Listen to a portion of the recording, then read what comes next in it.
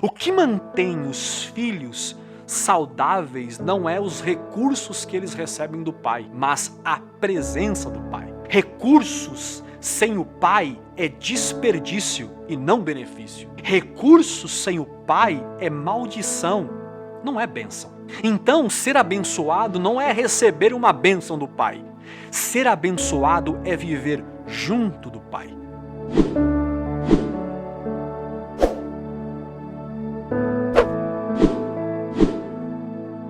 Eu quero hoje voltar a falar sobre a parábola do filho pródigo. Que esta parábola está registrada no Evangelho de Lucas, no capítulo 15. A parábola do filho pródigo, ela é a conclusão de outras duas parábolas, que é a parábola da ovelha perdida e a parábola da dracma perdida. Hoje eu quero conversar um pouco sobre o filho mais novo, o que exigiu a parte que lhe era de direito e deixou a casa do pai. Nessa história não existe só um pródigo. Nesta história existem dois pródigos.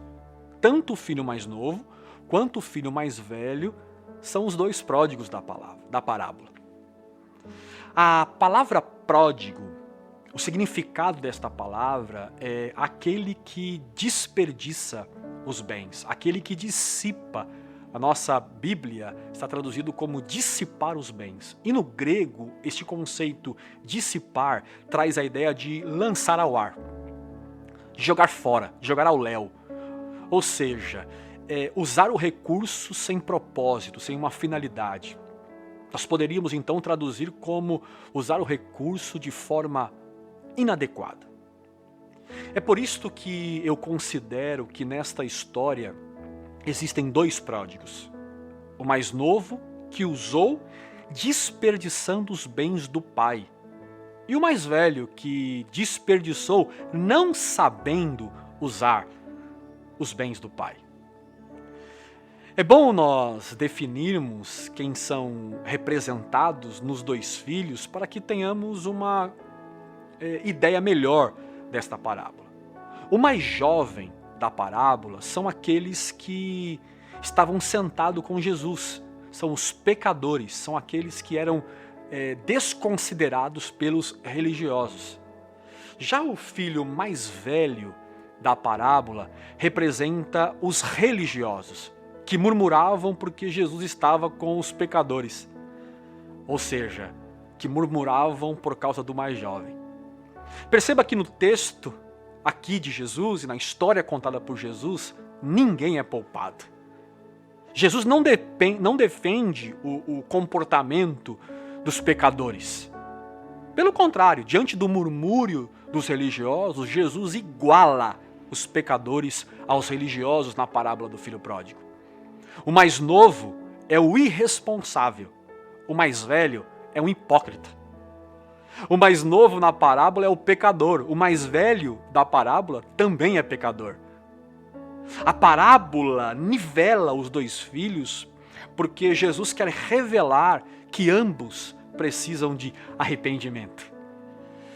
Jesus revela nesta história que o mais novo também não é flor que se cheire, não. Jesus não está em defesa do pecador, pelo contrário, Jesus expõe também o pecador, que é o mais novo. O mais novo chegou ao pai, segundo a parábola de Jesus, e exigiu do pai a parte que lhe era de direito. O filho foi ao pai cobrar os seus direitos. Então nós estamos falando de um religioso folgado. Nós estamos falando de um filho que acha que tem direitos diante do pai.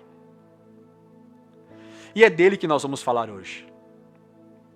De um filho religioso, folgado, cheio de razão e cheio de direitos.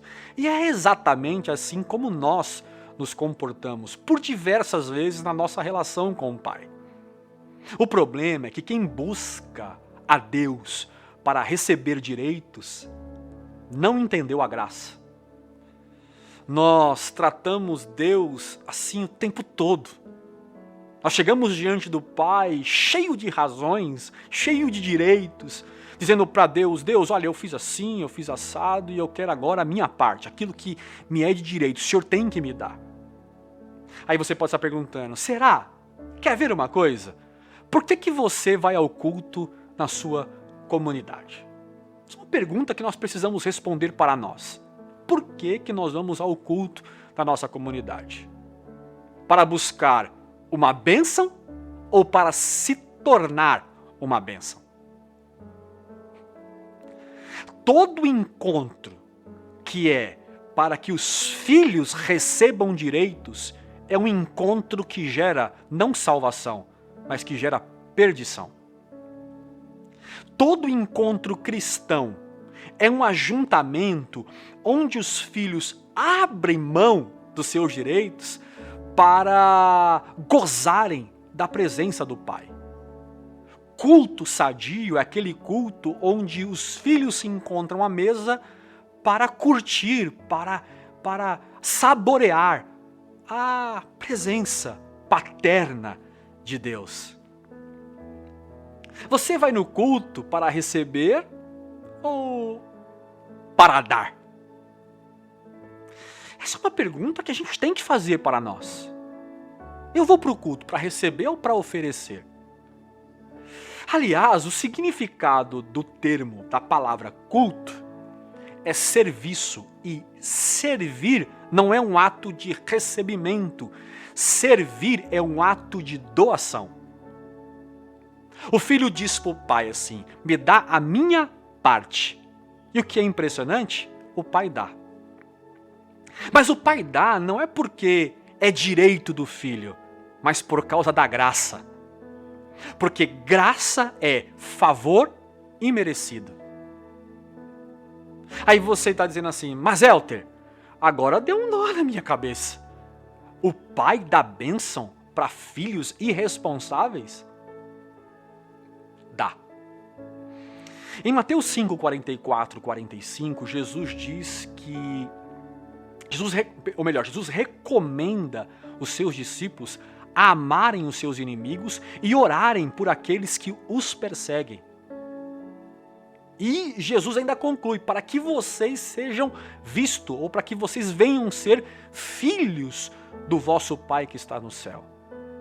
Aí Jesus vai dizer assim, porque Ele, o Pai, faz raiar o sol sobre os maus e sobre os bons. Derrama a chuva sobre os justos e sobre os injustos.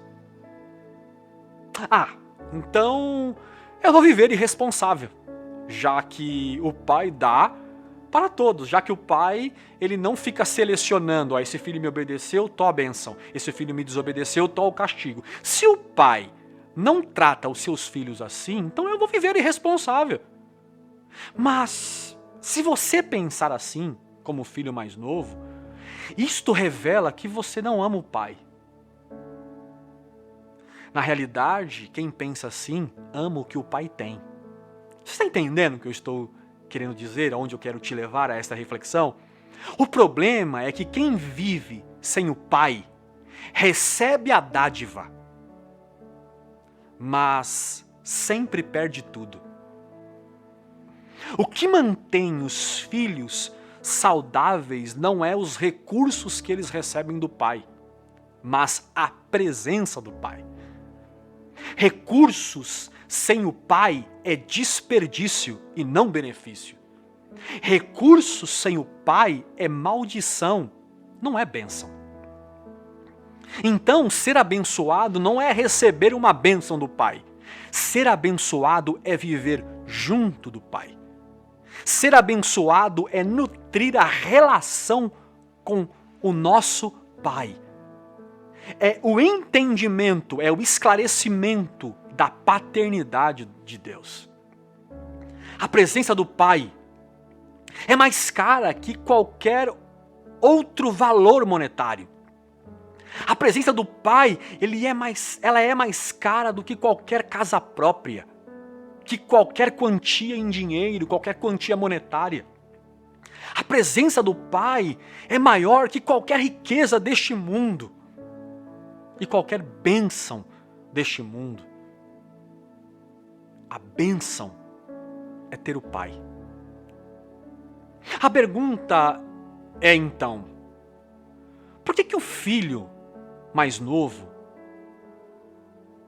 preferiu viver sem o pai? O pedido do filho mais novo é a sua parte da herança. Pai, me dá a minha parte que eu vou embora. Não quero mais viver com você. Mas como pode isso? Herança só é direito de um filho quando o pai morre. E é isto mesmo que Jesus está dizendo com respeito àqueles pecadores. É isto que Jesus está transmitindo nessa parábola. Ele quer dizer que quem ama as coisas desta vida vive como se o Pai não existisse. Quem prefere os bens e os recursos deste mundo vive como se Deus não existisse. Agora, o que faz um homem preferir os recursos mais do que a presença do Pai? Talvez a melhor resposta seria o desejo de independência. No verso 12, o filho diz para o pai, pai, me dá a minha parte, a parte que me cabe. E ele vai para uma terra distante. A sensação de liberdade, a sensação de poder e o poder de fazer o que quer, quando quer, como quer, dá aquela sensação de autossatisfação. Esta é a ambição de todos os homens, a liberdade de fazer o que quer, como quer e quando quer. Aí, pessoal, nós caímos num erro de cogitar que viver para si é viver livre, mas é o contrário. Quem vive para si acaba se tornando escravo do pecado que habita em nós. Se torna escravo do egoísmo. Se torna escravo da sua própria ambição. Se torna escravo do sistema do mundo. E acaba se rendendo a um desejo desenfreado de agradar a si mesmo, de agradar a si próprio. A Bíblia chama isto de concupiscência, que é o desejo daquilo que é proibido, do que é ilegal, do que é imoral. Isso está na primeira carta de João, capítulo 2, verso 16, quando João disse que a concupiscência da carne, a concupiscência dos olhos, a soberba da vida, que a soberba da vida é aquele tipo de gente que se garante no que tem. Aí João vai dizer, não procede do Pai, mas procede do mundo. O diabo, ele costuma propor aos homens uma espiritualidade independente. O diabo não aparece para nós fazendo a proposta para que nós obedecemos o que ele está dizendo. O diabo não convence o ser humano a fazer a vontade dele. O diabo convence o ser humano a fazer a sua própria vontade. Em Gênesis, no capítulo 3, verso 5, segundo a tradição hebraica, a serpente diz à mulher que eles seriam como Deus, sabendo o bem e o mal. Aí ela ficou interessada, porque ser igual a Deus é um desejo meu, porque se eu for igual a Deus, eu me torno independente dele. Então a serpente diz, coma do fruto e seja totalmente independente. Qual foi o resultado? A queda. No sistema do mundo, ser uma pessoa realizada é ser uma pessoa autônoma. É isso que o diabo faz com a gente. O diabo nos convence a nos realizarmos. O diabo diz, se realize, viva a sua vida, curta você, se realize.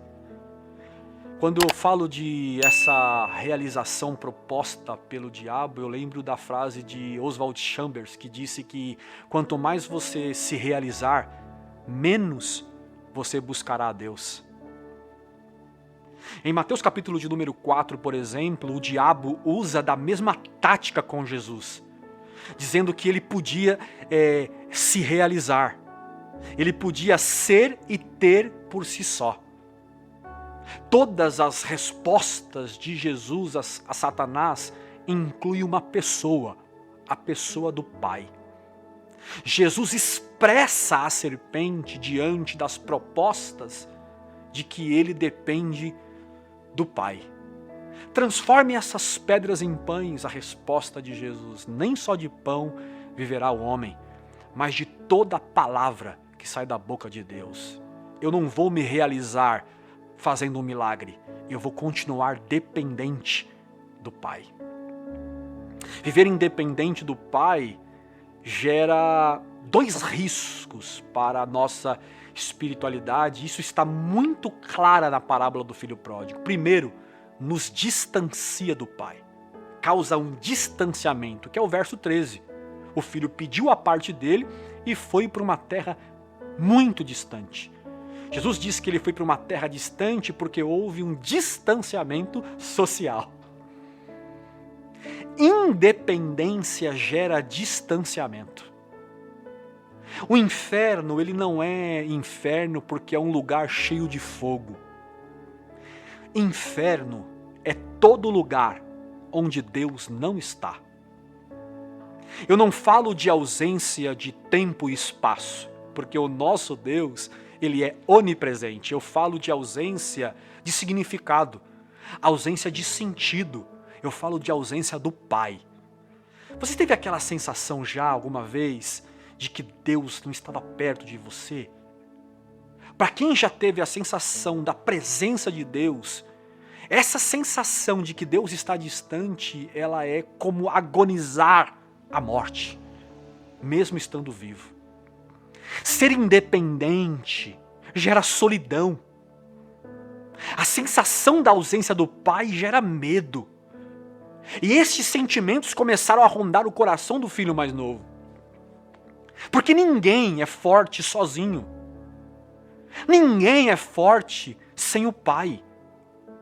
Pelo contrário, sem o Pai nós somos órfãos. Mesmo tendo tudo, sem o Pai não temos nada. A ausência do Pai é pior que a falta de recursos. A ausência do Pai nos faz sentir o gosto da morte todos os dias. Homens da Bíblia que tiveram esta percepção, esta sensação do afastamento de Deus, como Davi, que depois que pecou, depois que errou, no Salmo de número 51, verso 11, ele faz uma oração. É a oração do arrependimento de Davi, quando Davi diz: não me lances fora da tua presença, e não retires de mim o teu Santo Espírito. Davi estava dizendo: o que adianta palácio, o que adianta riqueza, o que adianta nome, o que adianta fama, sem a tua presença? Tira tudo de mim, menos a tua presença. Porque é insustentável viver sem a presença do Pai. Jesus, que por causa do nosso pecado, carregou o nosso pecado sobre ele na cruz, quando ele agonizava na morte, ele faz uma das orações mais chocantes da Bíblia. Porque Marcos 15:34 vai nos dizer que Jesus ora dizendo: Deus meu, por que me desamparastes? Ele não pediu livramento, me tira da cruz. Ele só queria a presença do Pai. A presença do Pai alivia o sofrimento. É o Salmo de número 23, verso 4, o salmista Davi dizendo: ainda que eu ande pelo vale da sombra da morte, eu não temerei mal algum, porque tu estás comigo. Alivia o sofrimento a presença do Pai.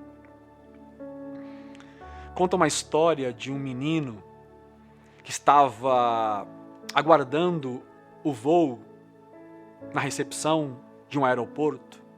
Ele era muito jovenzinho,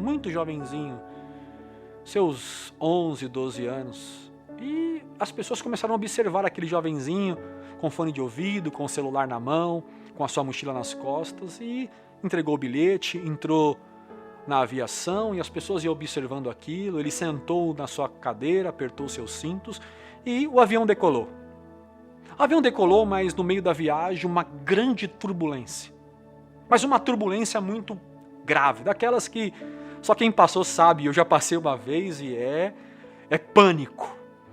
Uma turbulência muito forte. E todas as pessoas que estavam naquela aeronave começaram a ficar desesperadas. Mas muito desesperadas. Algumas choravam, outras gritavam.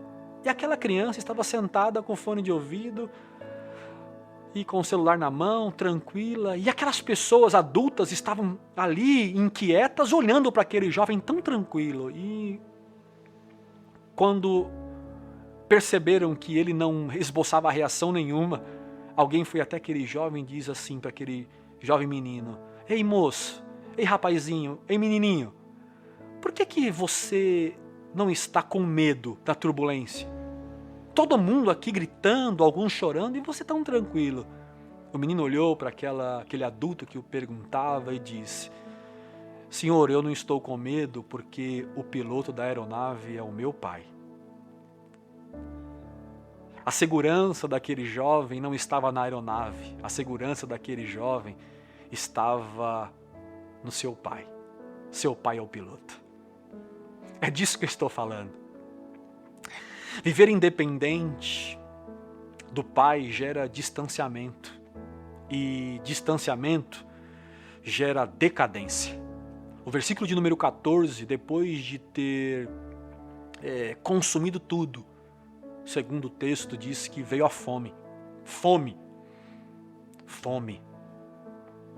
O problema é que nós só caímos em si. Nós só olhamos e vemos o que eu estou fazendo. É quando a gente perde tudo. Os hipers religiosos são assim. Só pensam em Deus quando a fonte seca, quando o pão acaba, quando vem a fome. Eu falo disso, é só você tirar suas conclusões. Por que você acha que os cultos de vitórias estão cheios de gente e os cultos de oração estão sempre vazios? É a nossa decadência espiritual. Aquele jovem desceu ladeira abaixo. Um jovem que tinha tudo, porque tinha o pai. Agora não tem nada, não tem mais nada. Nem o pai, nem o recurso. Porque viver com recursos sem o pai é desperdício. E agora ele não tem nada. Só sobrou o que para aquele jovem? A fome. O distanciamento do pai gera decadência. E a decadência gera fome. E aí está o perigo. Quando estamos com fome, nós comemos qualquer coisa. O jovem desejou, com fome, comer as comidas, a comida do porco que ele cuidava. Que tipo de evangelho você está se alimentando? O que tem matado a sua fome? Você tem procurado um evangelho que enche o teu estômago ou um evangelho que te leva de volta para o Pai? Eita!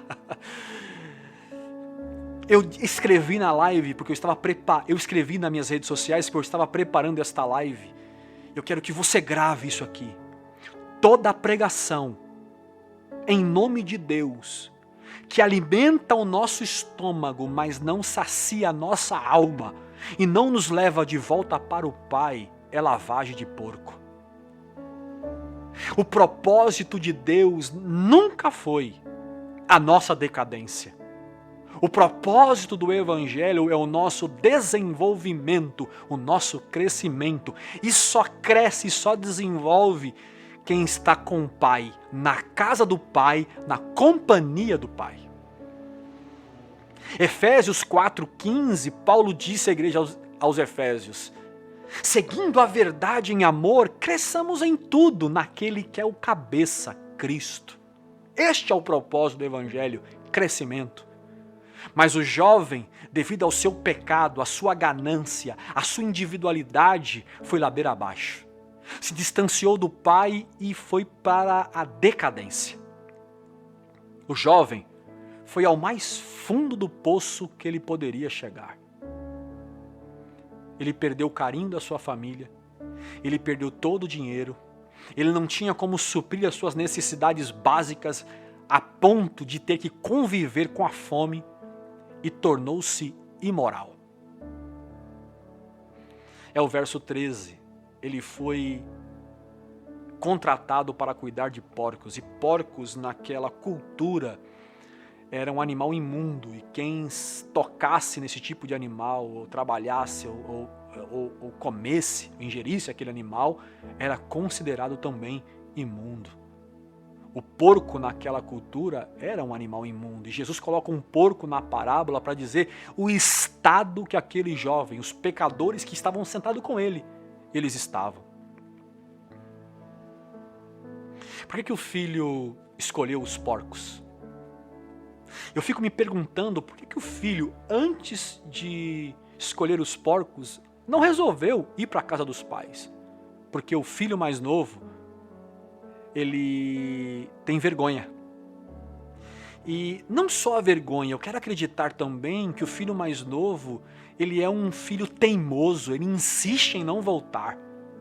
Ele tem fome, ele não tem recursos, ele vai procurar descer mais a ladeira para não ter que voltar. Mas chega a um estágio da sua existência que não tem outra alternativa senão voltar. E é nisto que eu quero concluir hoje o nosso diálogo.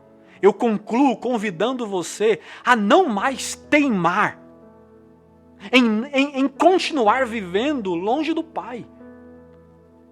A teimar, a continuar vivendo pautado nos teus recursos, na tua própria consciência, na sua própria sabedoria. Eu quero convidar você hoje a libertar de si mesmo. E este é um processo doloroso de ter que reconhecer: pequei. A nossa liberdade está no caminho de volta para a casa do Pai e não no amontoado de recursos fora de lá. A sua liberdade não está na sua independência, pelo contrário, a sua liberdade está na dependência do Pai, porque com o Pai você é livre. Livre da morte, livre do pecado, livre da condenação, livre da culpa. O que o texto vai mostrar é que não foi Deus que se distanciou do Filho. O texto vai dizer que fomos nós que nos distanciamos do Pai, pelas nossas próprias vontades.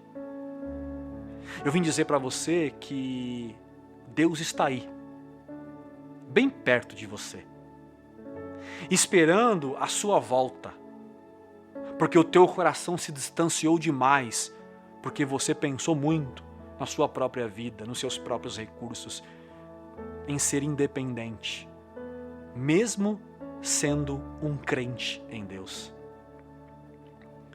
Eu quero convidar você hoje a voltar à prática de comunhão da oração, a voltar a amar o próximo, a voltar a ter contato com a sua Bíblia. Volte a cuidar da sua relação com Deus, volte-se para o Pai hoje. Este é o convite desta live. Voltar nos lembra de conversão. Fala de refazer a vida a partir de Jesus. Volta hoje. Se volte para o Cristo. O filho mais jovem voltou. E voltou, sabe como? Do jeito que ele estava, sem trocar roupa. Ele volta sujo, fedendo, maltrapilho.